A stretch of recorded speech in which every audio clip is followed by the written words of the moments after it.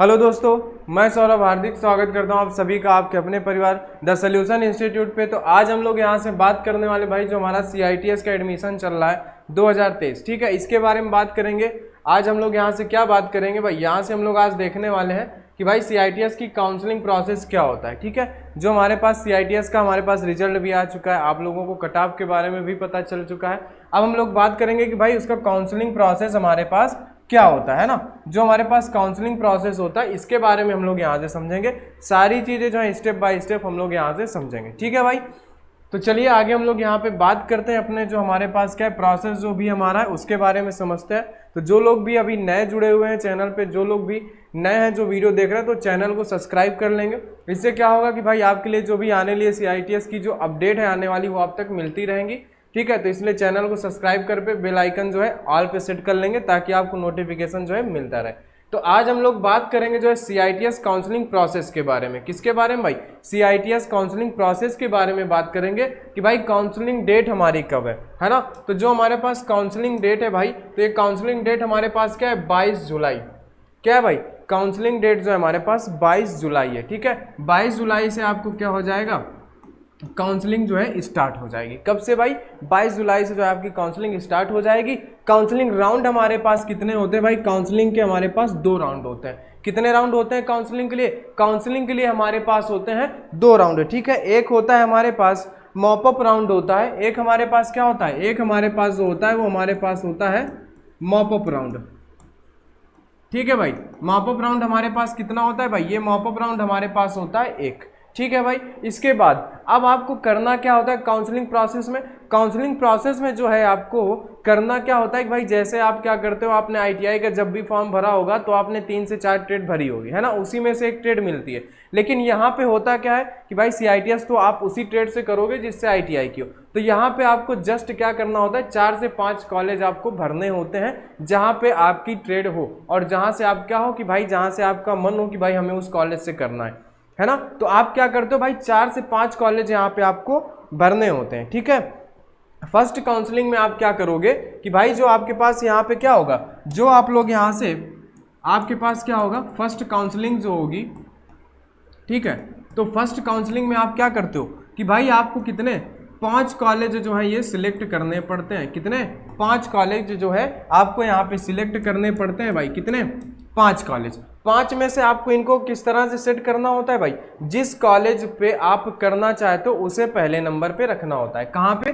पहले नंबर पे, है ना। जो जैसे कुछ लोग जो है मान लीजिए कानपुर से करना चाहते हैं, है ना, जिनका मन है कि भाई हम फिटर से इलेक्ट्रीशियन से हम लोग कानपुर NSTI से करेंगे, तो आपको प्राथमिकता किसको देनी है? कानपुर। उसके बाद फिर अगर आपका मन है कि भाई कानपुर नहीं मिलता हम इससे भी कर सकते हैं, तो उसी तरह आपको सीरियल से यहाँ पे भरते जाना है ना। लेकिन जिससे आप करना चाहते हैं उसे पहले नंबर पे रखें, उससे हो सकता है कि आपको वो कॉलेज मिल सकता है। ठीक है, उसके बाद फिर जो सबसे बेस्ट कॉलेज उसे पहले नंबर पे रख दो, उसके बाद जो कॉलेज आता है उसे आप क्या करो, दूसरे नंबर पे रख दो, है ना। इससे क्या होगा, आपको है कॉलेज जो है बढ़िया से मिल जाएगा। ठीक है, ये भाई 5 कॉलेज सिलेक्ट कैसे करोगे कि भाई आपके जो नज़दीक में जो भी हम कैफ़े होता है जहाँ से आप फॉर्म ऑनलाइन करते हो वहाँ से जाके ये प्रोसेस आप करवा सकते हो, है ना।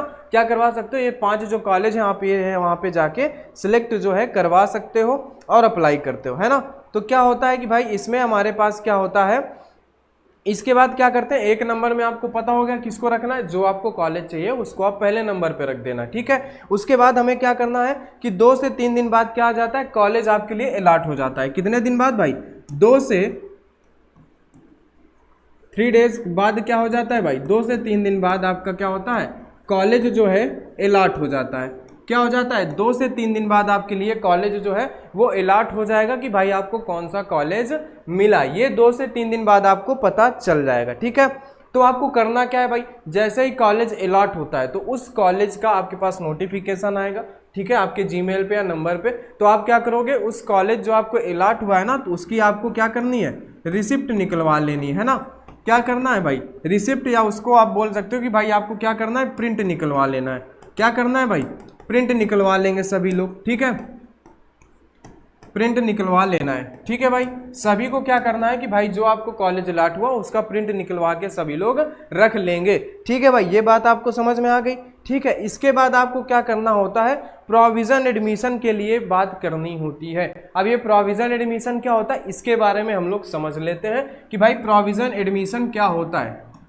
ठीक है, तो जो आपके पास प्रोविजन एडमिशन होता है इसके बारे में हम लोग यहाँ से समझ लेते हैं कि भाई प्रोविजन एडमिशन क्या होता है। जैसे मान लीजिए आपने कॉलेज सेलेक्ट किया, जैसे कुछ लोगों ने चेन्नई सेलेक्ट किया, तो आप क्या करोगे कि भाई चेन्नई अगर जो पहली लिस्ट आती है ना, लिस्ट हमने कितनी बात की भाई, 2 राउंड होते हैं, 2 लिस्ट बनती हैं, तो पहले पे अगर आपका नाम आ गया और अगर आपने प्रोविजन एडमिशन नहीं करवाया तो क्या होगा कि आपको ये समझा जाएगा कि भाई आप नहीं करना चाहते हो, तो दूसरे राउंड में आपकी सीट दूसरे को दे दी जाएगी। इसलिए आपको प्रोविजन एडमिशन करवाना होता है। कैसे, बात क्या, जैसे आपने मान लीजिए कुछ लोगों ने क्या किया, चेन्नई का ले लिया, लेकिन रहने वाले यूपी के हैं या रहने वाले प्रयागराज के हैं या कहीं के भी हैं रहने वाले हैं, वो दूर नहीं जा सकते, चेन्नई ना जा सकते, तो आप क्या कर सकते हो कि आप जैसे कानपुर से कुछ लोग होंगे तो जो कानपुर का NSTI है तो वहाँ पे जाके आप प्रोविजन एडमिशन करवा सकते हो। जिस जिले से आप बिलोंग करते हो अगर वहाँ पे NSTI कॉलेज है तो वहाँ पे जाके आप प्रोविजन एडमिशन करवा सकते हो।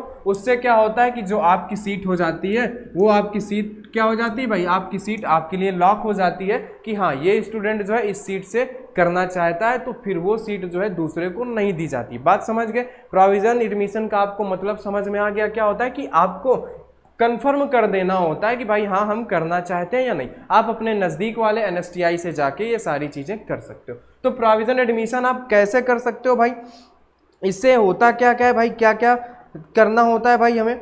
ठीक है, इससे क्या होता है कि जब आप क्या करोगे कि जब आप प्रोविजन एडमिशन करवाओगे तो फिर आपको क्या की जाएगी भाई, आपको जो है यहाँ पे फाइनल डेट दे दी जाएगी। भाई क्या दे दिया जाएगा, फाइनल डेट दे दिया जाएगा कि आपको जो है कब एडमिशन होगा, है ना। आपको ये यहाँ पे दे दिया जाएगा कि आपका एडमिशन कब होगा। बात आप समझ रहे हो, प्रोविजन एडमिशन का मतलब क्या है, आपकी सीट जो आपको मिली उसको लॉक कर लें, है ना। तो चलिए अब हम लोग बात करते हैं भाई प्रोविजन एडमिशन में क्या होगा। आप जाओगे करवाओगे तो आपको फाइनल डेट पता चल जाएगी कि भाई फाइनल एडमिशन कब करवाना है जाके।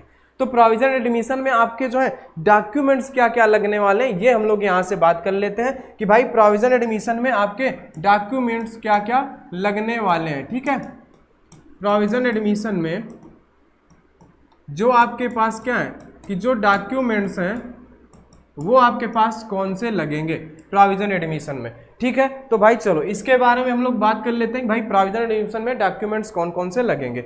तो भाई सबसे पहले हम लोग बात कर लेते हैं कि आपका क्या लगेगा। सबसे पहले काउंसलिंग फीस रिसिप्ट लगेगी। क्या लगेगी भाई, counselling fees receipt.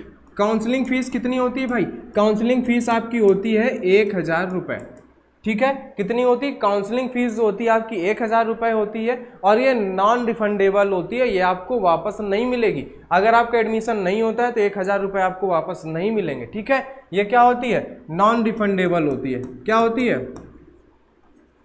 Non refundable होती है। बात समझ गए, क्या होती है, नॉन रिफंडेबल होती है, जो आपको वापस कतई नहीं मिलेगी। ठीक है, इसमें एक आपके पास क्या होता है, जैसे आपने रिसिप्ट करवा लिया, 1000 रुपये आपने काउंसलिंग फीस भर दी, तो अगर आपका एडमिशन जब हो जाएगा, जिन लोगों का एडमिशन हो जाएगा, जैसे मान लीजिए आपके 3500 रुपये लगने हैं एडमिशन पे, तो ये 1000 आपके वहाँ पे माइनस हो जाएंगे, आपको 2500 देना रहेगा। अगर 4000 लगना तो 1000 माइनस हो जाएगा, आपको 3000 देने रहेंगे। ठीक है, जिनका एडमिशन हो जाएगा उनके लिए तो उस पर क्या हो जाएगा भाई, माइनस हो जाएगा। लेकिन जिनका एडमिशन नहीं होगा तो उनका ये 1000 वापस नहीं होने वाला, ये नॉन रिफंडेबल होता है। ठीक है, तो ये काउंसलिंग फीस क्या होती है, आपको लेके जाना रहेगा डॉक्यूमेंट पे। सबसे पहला आपको क्या लेके जाना है, काउंसलिंग फीस की रिसिप्ट लेके जानी है 1000 वाली। ठीक है, इसके बाद क्या करनी है कि सीट अलॉटमेंट लेटर लेके जाना है। क्या लेके जाना है भाई, सीट अलॉटमेंट लेटर।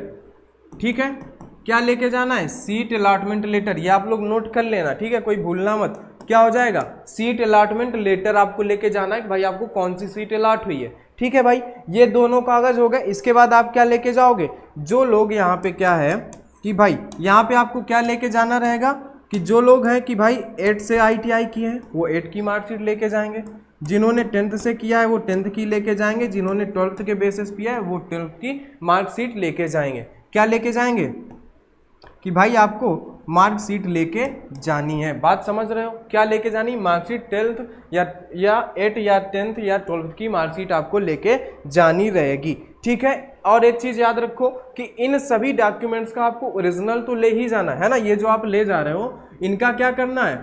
ओरिजिनल ले जाने हैं और साथ में 2 फोटो कॉपी भी ले जानी है। क्या करना है? 2 फोटो कॉपी भी ले जानी है। ये आप लोग यहाँ पे नोट करके लिख लेना।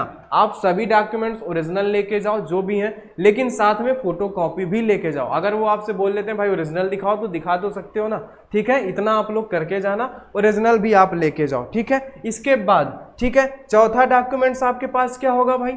चौथा डॉक्यूमेंट जो होगा ITI की मार्कशीट या फिर डिप्लोमा या फिर डिग्री, ठीक है। जिन्होंने ITI से ITI के बाद CITS करना चाहते हो वो ITI की डिग्री लेके जाएंगे। जो क्या है कि जो डिप्लोमा के बाद CITS कर रहे हैं वो डिप्लोमा की डिग्री अपनी लेके जाएंगे। जो है कोई किसी प्रकार की कोई डिग्री की है उसके बाद CITS करना चाह रहे हैं तो उस चीज़ की डिग्री लेके जाएंगे। बात समझ रहे हो, ठीक है। यानी कि आप समझ रहे हो कि ITI का रिजल्ट, डिप्लोमा का फाइनल रिजल्ट आपको लेके जाना रहेगा, ठीक है। फिर इसके बाद आपको क्या लेके जाने हैं भाई? 5वें नंबर पे TC लेके जानी है। जो आपका ट्रांसफर सर्टिफिकेट होता है, क्या होता है? ट्रांसफर सर्टिफिकेट, है ना। जब 8 के बाद आप क्या करते हो, 9वीं क्लास में जाते हो ना, तो 8वीं से आपको एक ट्रांसफर सर्टिफिकेट मिलता है, तब जाके आपका 9वीं में एडमिशन होता है ना। या 10वीं के बाद जब आप दूसरे बोर्ड पे या 11वीं पे जाते हो तो आप क्या करते हो? TC मिलती है ना कॉलेज से। उसी तरह से आपको ITI से, अगर जो लोग ITI के बाद CITS कर रहे हैं वो ITI की TC लेके जाएंगे। वहां पे आप ट्रांसफर सर्टिफिकेट के लिए जाओगे कि सर हमारा ट्रांसफर सर्टिफिकेट बना दो, वो आराम से आपका ट्रांसफर सर्टिफिकेट जो है बना देंगे और उसको आपको लेके जाना है, ओरिजिनल भी और फोटो कॉपी भी, ठीक है, ठीक है। बात समझ गए। इसके बाद आपको क्या लेके जाना है भाई? जो क्या होता है? PWD, है ना। PWD यानी कि जो क्या होते हैं, जो फिजिकल, है ना, जो फिजिकली हैंडीकैप होते हैं वो अपना भी सर्टिफिकेट लेके जाएंगे। क्या है भाई कि जो क्या होते हैं, जो फिजिकली हैंडीकैप होते हैं वो भी अपना क्या लेके जाएंगे? PWD लेके जाएंगे, जो आपका बना होगा, ठीक है। नोट कर लेना भाई, ठीक है। इसके बाद क्या होता है भाई? आपके पास क्या है?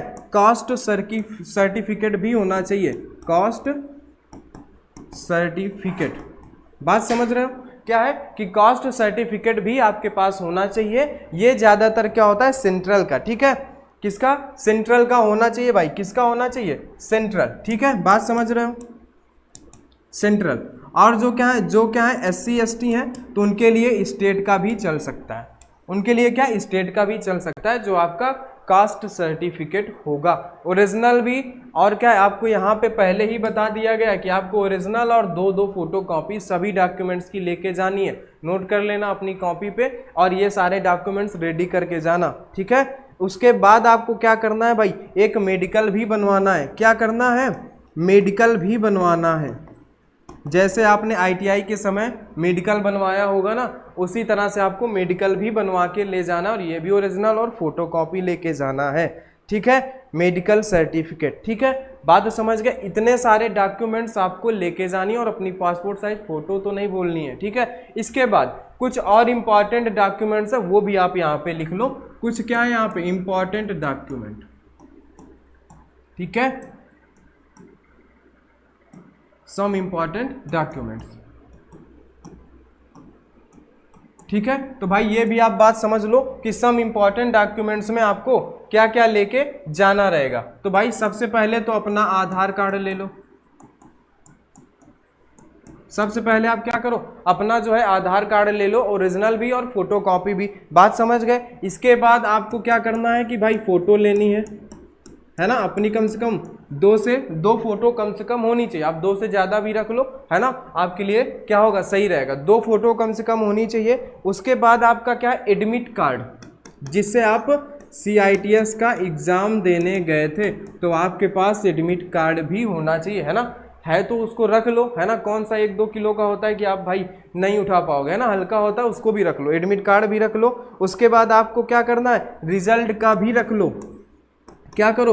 जो आपका CITS का रिजल्ट आया उसकी भी कॉपी निकलवा के रख लो, ठीक है।